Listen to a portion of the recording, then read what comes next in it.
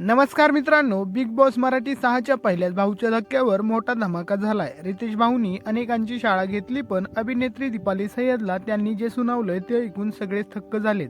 मला भाऊ म्हणू नका आणि आरडी तर अजिबात म्हणू नका, असं रितेशने दीपालीला ठणकावून सांगितलं. नक्की काय घडलं, चला पाहूया या व्हिडिओमध्ये.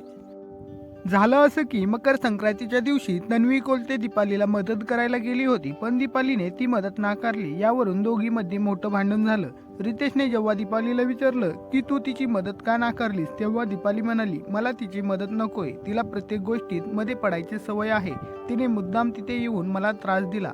रितेशने दीपालीला समजवण्याचा प्रयत्न केला. आपण एकाच घरात राहतो, फक्त 3च दिवस झालेत, मग संवाद साधण्यात काय अडचण आहे. यावर दीपाली रितेशला म्हणाली, हो करणार, नक्कीच नक्कीच आरडी मी करणार. दीपालीने आरडी म्हणताच रितेश देशमुखचा पारा चढ. रितेश देशमुख यांनी दीपालीकडे पोट दाखवत म्हटलं की मी बोलतोय, मी रितेश आहे, आरडी नाही. दीपाली लगेच सावरून म्हणाली, हो जी रितेश भाऊ.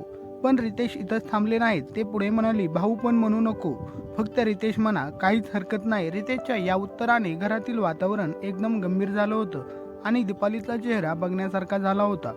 मित्रांनो, रितेश देशमुख यांनी स्पष्ट केलंय की त्यांना भाऊ म्हणून मान द्यायचा असेल तर तो वागण्यातून दिसला पाहिजे. केवळ शब्दांनी भाऊ म्हणून किंवा आरडी म्हणून चालणार नाही. दीपालीच्या उद्धटपणामुळे रितेशने तिला दिलेला हा इशारा सध्या सोशल मीडियावर खूप गाजत आहे. तर मित्रांनो, तुम्हाला काय वाटतं, रितेशने दीपालीला दिलेलं हे उत्तर योग्य होतं का? दीपालीने तन्वीची मदत नाकारून बरोबर केलं की चूक? कमेंट्समध्ये तुमचं मत नक्की सांगा.